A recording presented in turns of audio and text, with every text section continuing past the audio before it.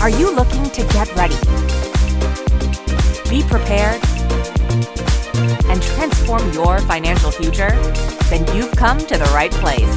This is the Get Ready Money podcast with Tony Stewart, where Tony has insightful conversations with financial experts who are changing the way we think about money. Catch up on the latest financial trends and hear practical advice from Tony and his expert guests so you can build healthy habits that work. Be empowered with tips for implementing small changes that can have a big impact on your financial future. So sit back and get ready to hear from today's guest. Welcome to the Get Ready Money podcast, changing the way we think about money. I'm pleased to be joined today by Tanya Taylor. Tanya is an author, TedX speaker, and the founder of Grow Your Wealth. In this episode, we'll be discussing Tanya's insights on how we change the way we think about money and growing our wealth. Tanya, welcome to the Get Ready Money podcast. Thanks for joining us today. Thank you so much for having me, Tony. I'm looking forward to our conversation. Yeah, me too. I'm excited to share your story with everyone. So, to start out, tell us a little bit about yourself. What is your origin story? Yeah, so my origin story is that at 16, I left my homeland of Jamaica. Grew up in very extreme poverty, one would say. And I had just finished high school. My parents didn't know what would happen to me after high school, so I got the opportunity to come to America. And so I ended up coming here. I was alone. I had $100. I was hoping someone in a family friend would allow me to stay with them. And they did allow me to stay. But being here as a 16-year-old on my own, I had to navigate everything on my own. And I knew I wanted to change the trajectory of my life. So I ended up going back to high school for a year and then going on to college. But one of the things that I observed when I came here was that everyone was sort of living paycheck to paycheck. They had multiple jobs. And that wasn't what I envisioned when I left Jamaica. I thought everyone was living a life of luxury. And one thing that I told myself was that I really wanted to change the trajectory of my life and not live like that. So I wanted to have a career and I wanted to be able to help my family back home. So I ended up graduating college at 25. It took me a little bit longer for various reasons. But by then I had also bought a home and also started a small business. And I just kept setting goals after that because I wanted to have a solid financial foundation where I feel like my children wouldn't grow up the way that I did. And I learned personal finance along the way. And as I learned, I began teaching people because I wanted to help them as well to get out of poverty. And spent 24 years in corporate, but alongside that, I was teaching personal finance and decided a little over 3 years ago, maybe 4 years now, that I just wanted to start my own business, Grow Your Wealth, and full time teach people, teach women in particular, personal finance and learning to manage your money. Well, that's awesome. That's quite a journey. So, one of the things you mentioned is coming out of poverty. And I know that some of the people who listen to the show, sometimes, they feel, like it's really hard to get started. They're living paycheck to paycheck. They may not be making much money. Are there a couple of quick keys that you can give them to inspire them, maybe to help them find their own way? Absolutely. You're talking to the right person. So I've always believed in a budget. And the reason for that is, so when I came here at 16, I was making $75 a week and I had to pay my little rent out of it, send money back home to my family and just live. So I realized that I had to know where every dollar was going because that would be the only way for me to be able to, and it's not like I could get into debt because I didn't have a credit card. So one of the things that I always tell people, especially those who are struggling, is that having a budget is not a restriction, but it tells you exactly how every dollar is being spent. And it shows you patterns in your spending. So if you have a budget, you could see whether or not you're spending way too much on Uber Eats or on Uber rides or on subscription and hone in on the things that's really important for you. And that's usually your necessities. Um, and also, I feel like we no matter how hard life is, there's something that we enjoy, right? So also to me, that's a necessity. So finding that one thing that you say, okay, this is what I enjoy, this is what I'm going to splurge on and do that, and then cut out the other things that are not really meaningful to you or really things that is necessary for you to have. And you find that balance there. Well, that's awesome advice, and I think that's important for people to hear is that you don't have to cut out the things that really bring you joy. You just have to prioritize. Yeah, So you don't have to necessarily give up your daily coffee if that's something that brings you a lot of joy. So I think that's good advice for people, and I think hearing your story is important for people to take to heart. Is that you're talking about knowing your resources and just being careful with your resources.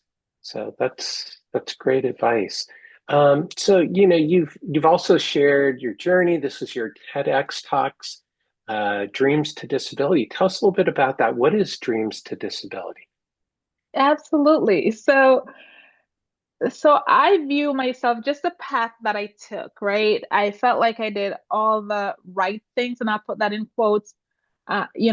Building my emergency fund, building my retirement to seven figures, having a great career on Wall Street, and I did make a decent income. Having a home, having passive income, and I felt like I was at this good spot where you kind of go, okay, I got this.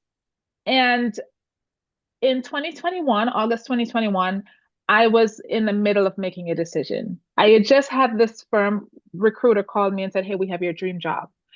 Do you want to interview for it?" But while I was doing that, at the same time, I had started my business and was deciding if I should leave my job at the Federal Reserve to do my business. And so I'm going through this sort of like decision-making process. And here I am, August 28th, 2021. My daughter asked me to take her on an errand, and bam, we're driving down the street, had a car accident. And my Wow. entire world completely changed. And in those moments, which I am still going through right now, even though it's 3 years later, I realized that as much as I thought I was prepared, there was so much that I was not prepared for, both physically, mentally, and financially. I had almost a year of emergency fund, and that was because I had planned to leave my job and do my business full time. But I had always kept at least 6 months, probably even more in general, of emergency fund. What happened though is that one, I had taken my short-term disability from my job. I didn't have much left. So when I became disabled from the car accident, I had only 2 weeks of disability left, short-term disability. Mm. So the only thing that I had to fund my life and my lifestyle was my emergency fund, and I did have rental income, so passive rental income. But what ended up happening is my tenant decided to stop paying rent. Oh no. Um, my daughter became ill, and she had large medical bills that were not covered by insurance.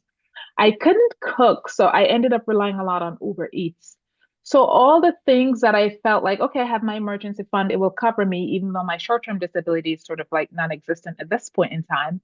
I realized that my expenses became so unsurmountable that my emergency fund was depleting really, really fast, a lot faster than Mhm. I thought. The saving grace, though, and this is something that anyone that's listening to this, I would encourage them to look more into, is that I had a long-term disability policy from my job, but that doesn't kick in for 6 months, and that's mainly the case for most individuals. So anyone who is listening to this, you want to find out from your job, how long is it before your long-term disability kicks in, and even how long your short-term disability lasts. One of the things that I had done to prepare myself, though, is that I had bought a supplemental long-term disability policy, because the All long-term right. disability policy through my job only covers 60% of my income, and that is the case for most people. So the supplemental policy would cover the almost 40% remaining. And when I purchased it, it kicks in 3 months, not 6 months. So I was able to, after 3 months being disabled, to apply for that supplemental policy, which was close to 40% of my income. And so that combined with my um, with my emergency fund was able to help me to finance my expenses so I didn't get too deep into debt. And the reason I named my TEDx talk Dreams to Disability was just to show like you can be someone who think that you've had it all figured out, think that you've had really all the scaffolding around you and risk managed everything, but one thing could really send you into bankruptcy. And just being taking that extra precaution to prepare, because even that supplemental policy, most people don't realize that they could even get a supplemental policy. And that is so critical. And most people also don't know what their long-term disability through their job offers. And if you're self-employed, you definitely want to also have a supplemental long-term disability policy to cover your income. And that's what the TED Talk was really about. That's awesome. And, I'm so sorry that you went through that. And I'm just thinking of your daughter, and I hope that your daughter's doing well. That's so hard with your kids. Yes, it's really hard. She'll get there eventually, I believe. But we're still both going through it. That's, unfortunately, that's life. So I wish your daughter the best and you the best, Thank of you. course. Yeah, because kids are always, you know, the bigger thing. But Yes. I'm really glad you highlighted the importance of disability insurance. It's something I've talked about a little bit on the podcast. I've talked about in my career is that group long-term disability is not sufficient for the majority of people. It also has monthly caps on earnings. And as you pointed out, it has a percentage cap. And if most group LTD policies are issued on a pre-tax basis, Yes. which means that that's also cuts into your after-tax income. So there's a lot of things where you may think you have your safety net, but until you really get out there and review each of these things, you're not going to know for sure. And it sounds like, you really had it set up. You knew the different tiers of your safety net and took each level and shored it up. And I think that's what's important for people is it's just, it's not just 90 days of emergency fund. It's like you had a full risk protection program. So Yes. when the worst thing happened, you had a multi-tiered approach and solution to address it. And that's pretty cool. Yeah. And that was the whole idea. And even when I work with my clients, like those are the things that we talk about, right? Like we want to risk manage whatever we have in place. We want to do certain scenarios, like what if this happened? What if this happened? And see how we can risk manage what we have and whether or not we can still survive on the resources that we have if these different things happen. Now, if you ask me, I would have never thought like the bottom of the bucket would come falling out because it just felt like everything that could have just hit me just hit at the same time. And, like even though I didn't fully plan for all of them to hit at the same time, at least I was able to adjust, right? Like, okay, this happened. Now let me go back to my budget because I have my budget and know what's inside of it. And maybe I need to adjust this, maybe I need to adjust that so that I'm not going deep into debt. And I did end up taking on debt because the expenses were just so enormous. But there was this window where I got some funds in. And so the first thing that I started to do was to shore back up my emergency fund and also pay off some of those debt. So there are those times too that you don't want to be in debt, but you have to take on debt strategically because I also did not want to use up all of my cash that I was getting in Mm-hmm. just in case. So those are some of the things that needs to be negotiated too as you're thinking through, okay, if I become disabled, what do I do? And I like that you explained the long-term disability a little bit more than I did. And the other piece that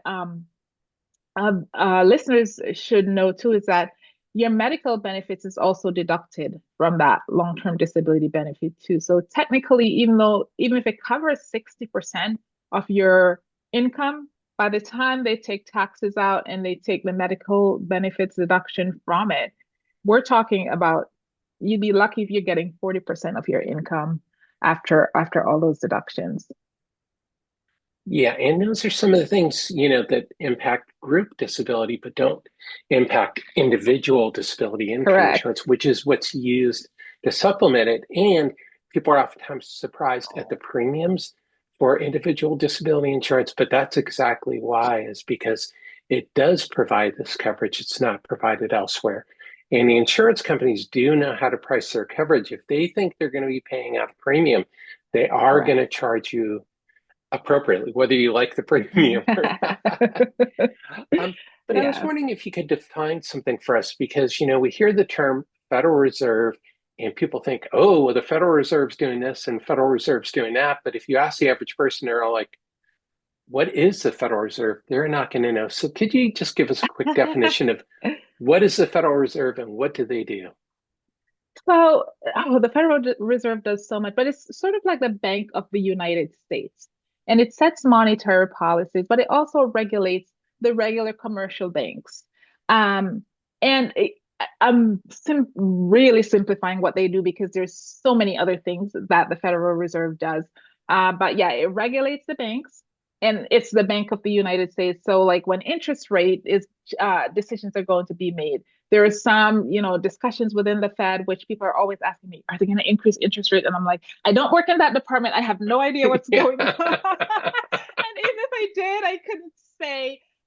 But even with things like making decisions, like some of the things that I was working on before I left the Federal Reserve was climate change, climate justice. What does that look like? What does that look like for banks? There are insurance companies that are, let's say in Florida, they're no longer insuring um, a lot of homes. What does that look like? What kind of policies can regulators set in order to force, whether it's insurers, they really regulate banks, though. I just want to be clear on that. But from a climate change perspective, just like, are there regulations that we could put in force where companies, not just insurance companies and banks, but companies are abiding by certain policies so that they're trying to make for a cleaner, more efficient earth?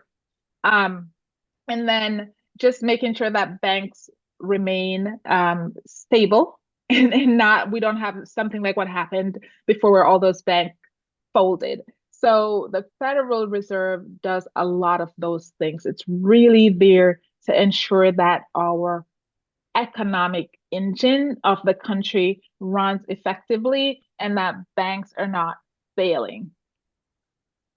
That's awesome. And I appreciate that, because I think people get so focused on, like you said, is everybody's talking about, well, what is the Federal Reserve going to do about interest rates? Well, that doesn't even impact most of us. And that's actually a very small part of the job Yeah. that the Federal Reserve does. So that's Yes. great. I appreciate the definition on it.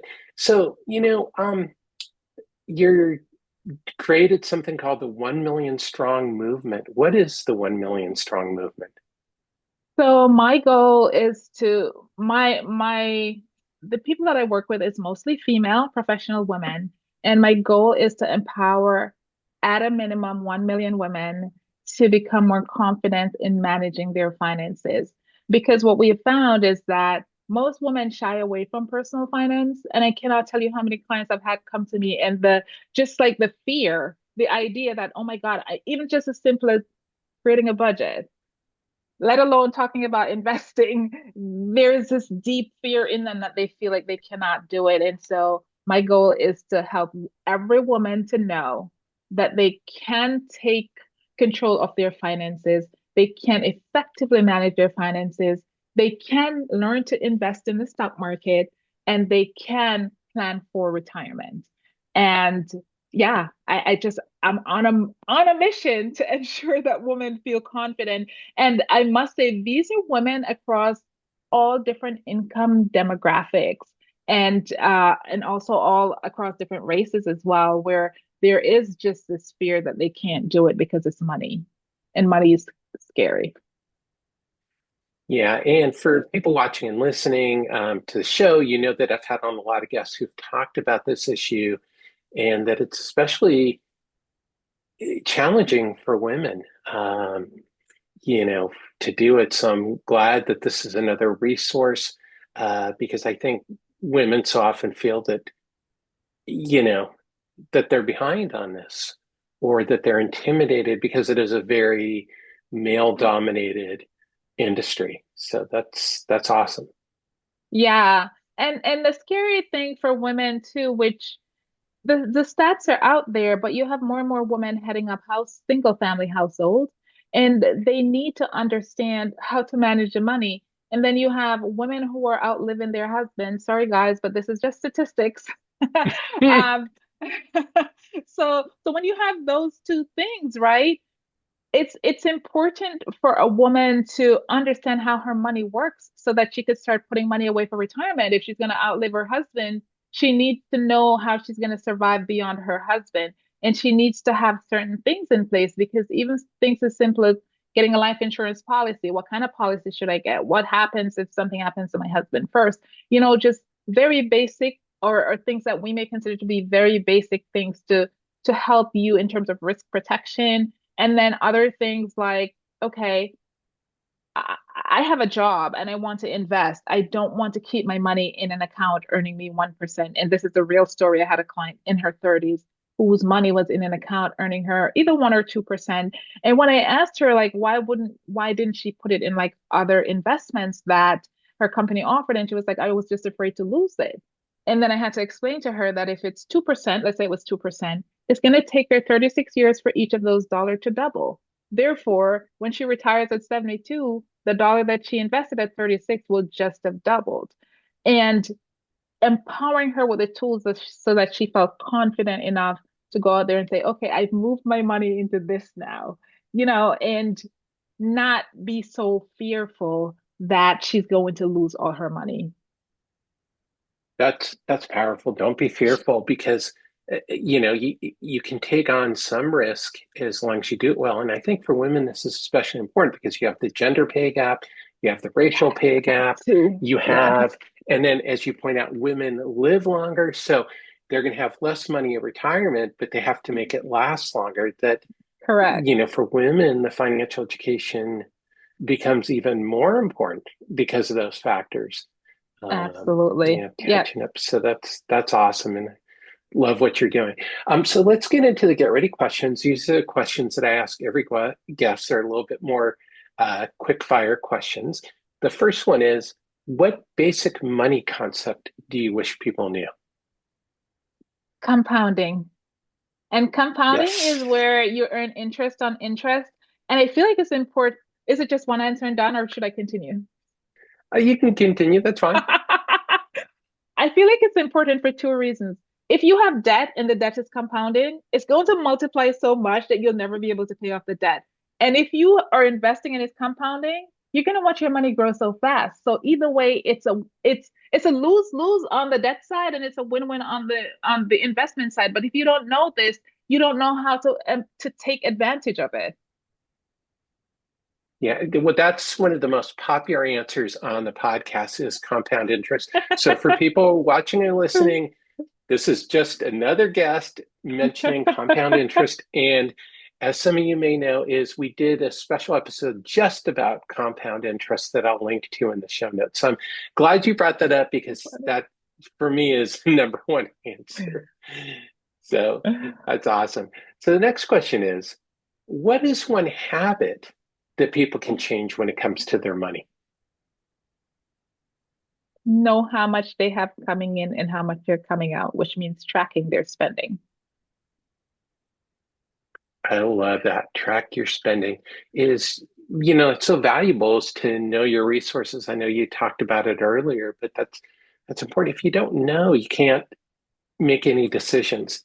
You're flying blind. I mean, when you drive on a trip, you check how much gasoline you have before you leave. So it's important to know how much money is in your tank when it comes to your money. So Tanya, what money myth are you trying to break? I'm gonna go with the trading one. Like you could make like $1,000 a day or $2,000 a day if you could just go and start trading. I think that more and more people are getting into that, are believing that myth because they want to make money fast. And traders actually lose more than they gain. And I think it's important for people who are thinking that they could go make money really fast in trading, that it just doesn't happen as fast as they think.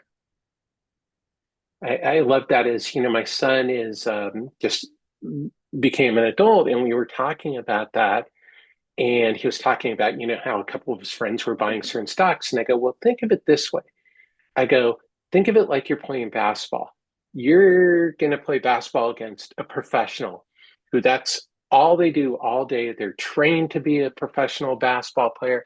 They're one of the best in the world. They've gone to school to be a professional basketball player. Do you think you could be a professional basketball player in a game of one-on-one? And he's like, no. I go, do you think you'd even score a point? And he goes, well, maybe not. And so I go, and that's the way to think about the trading is you're working against people. I mean, that's all they do all day. They have the most amazing resources. They've gone to school. Yep, the That's who you're algorithms, competing it's just, against. yep, yep, What's the saying, that, oh gosh, that on every trade, there's a person selling and a person buying. yeah. Don't know if you remember that saying, but I don't know the saying. No, that there's a okay. person selling and a person buying. I mean, Yeah. that is the reality of every trade, though. And you always, everybody wants to win at the same time too. And there is going to be a winner and Yeah. a loser. Yeah. I have to look up, try to look up that saying, but it's essentially just what you said is that when you're buying a stock, there's somebody selling it and they're selling it for their very own reasons, Yeah, which are not going to be the same reasons that you're buying it. right. And they may know more than you know. Yep. And that's why they're ready to sell. So that's awesome advice. Um, what is one simple thing people can do each year to set themselves up for financial success? This is something that most people don't do, and I always say it doesn't matter what your income bracket is, get a tax advisor. Talk to them before the new year starts. You could be making $20,000 a year, or you could be making $200,000 a year, because that tax person can really help to guide you with making certain decisions that you need to make. Most people overlook that and they go to their tax person just at the end of the year, and that's not the best decision Definitely. Well, financial here's wise. this. Yeah. So here's the second part to that question, and I think you got to it. Is tax planning for everyone? It is. It is because someone who makes $20,000 or 30,000 may say, I don't need a tax advisor because of XYZ, right? But you take that same person who maybe they're not ending up paying anything in taxes, but they're having a lot of money coming out at the beginning of the year and they're getting into debt. If their tax advisor sit with them and say, look, you're not going to have any taxes at the end of the year. You need to set your W-4 form like this. Put this on your W-4 form. Even something as simple as that. It doesn't have to be in-depth tax planning for that person. It could just be as simple as, what does your W-4 look like? How much can we put in your retirement, because you're not putting anything now, but maybe if you do this, we could put a little bit of this. And then for someone who makes a lot for obvious reasons, there are so many strategies that can be put in place to ensure that you're keeping in your pocket as much as you legally can. That's awesome. And just a quick word, the W-4 is your withholding Yeah. calculator, and most employers have a withholding calculator on their employee benefit portal. The IRS has one on their website. And despite the IRS's reputation, they do have some really good resources on their website. So I'd actually encourage you to check out the IRS website as a resource. But I'll Thank put you. a link to the IRS W-4 calculator because that is such an important thing is to check your withholding every year. Um, so Tanya, let's get out the time machine now. We'll go back to 16-year-old Tanya. What advice would you give your younger self if you could go back in time knowing what you know now about money? Um, wow, that's a really good question. I would,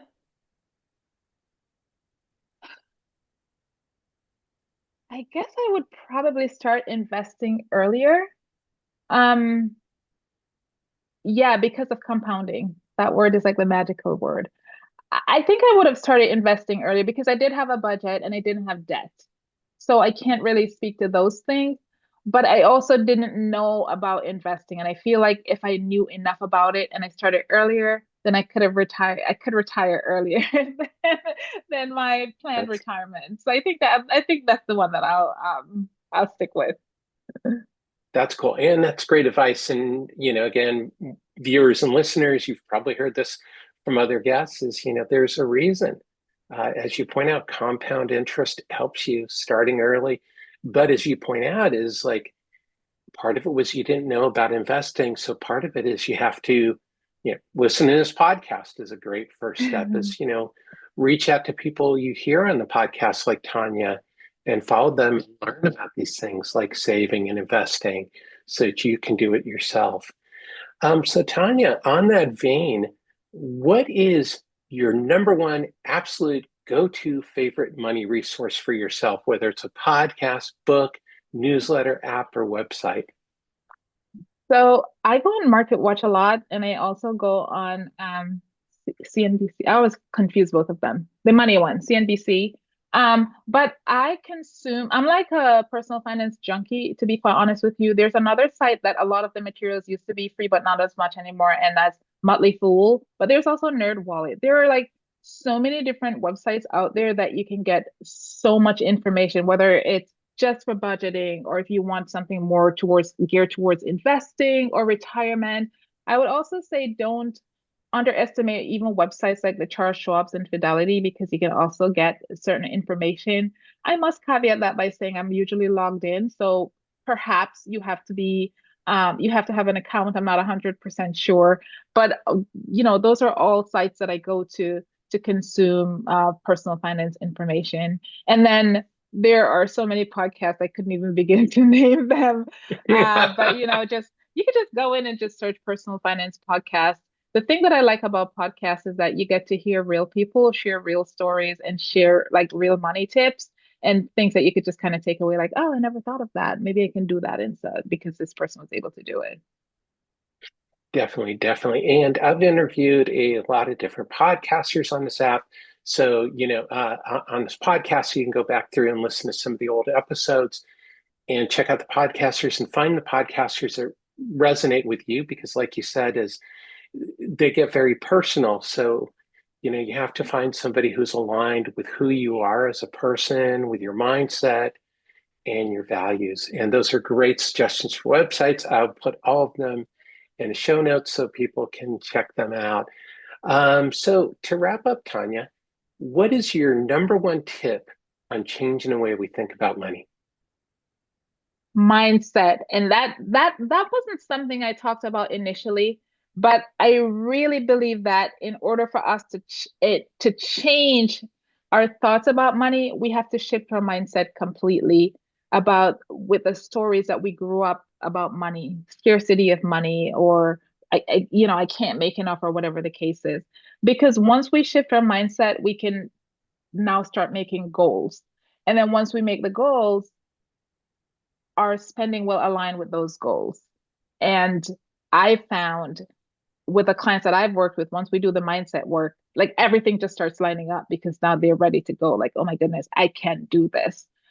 So yeah. That's awesome. That's great advice. I love it. Shift your mindset and think about your money stories.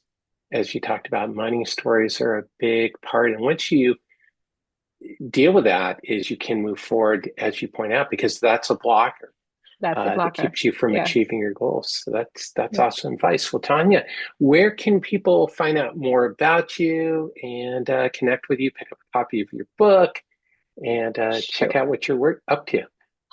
Yeah, so thank you for asking. My website is Grow Your Wealth with the number 10 and X at the end.com. And I'm also on LinkedIn at Tanya Taylor, CPA, MBA. That's the easiest way to find me because there's so many Tanya Taylor. And I'm also on Instagram at Grow Your Wealth 10X. And I have two books that I wrote that are on Amazon. One is called, I actually have them right behind me here, Broke to Wealth.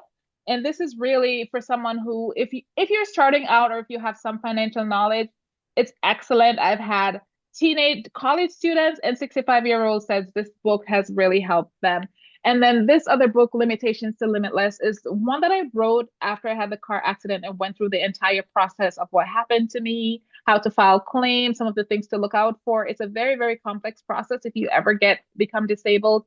So it walks you through how to prepare and then what happens if you do become disabled. So I always say to people, it's not a book that you get after you're disabled, even though it will help you, but it's a book that you get to prepare yourself so that if something unfortunately were to happen, you are prepared. And I would love for people to check out the TED Talk because I think it's very impactful. And when people listen to it, you'll often hear, "Oh my God, I never thought about having that supplemental long-term disability. I need to go get it." And if that's one thing that you could take away from the TED Talk after you listen to it, then I want you to do that so that you can be prepared. That's awesome. Well, thank you so much for your time and for sharing your insights today on the Get Ready Money podcast. Thank you so much for having me. It was a pleasure. Yeah, this was a lot of fun. And as always, thank you everyone for tuning in to this episode of the Get Ready Money podcast. If you learned something today to change the way you think about money, please be sure to subscribe and to tell a friend. Until next time, let's change the way we think about money.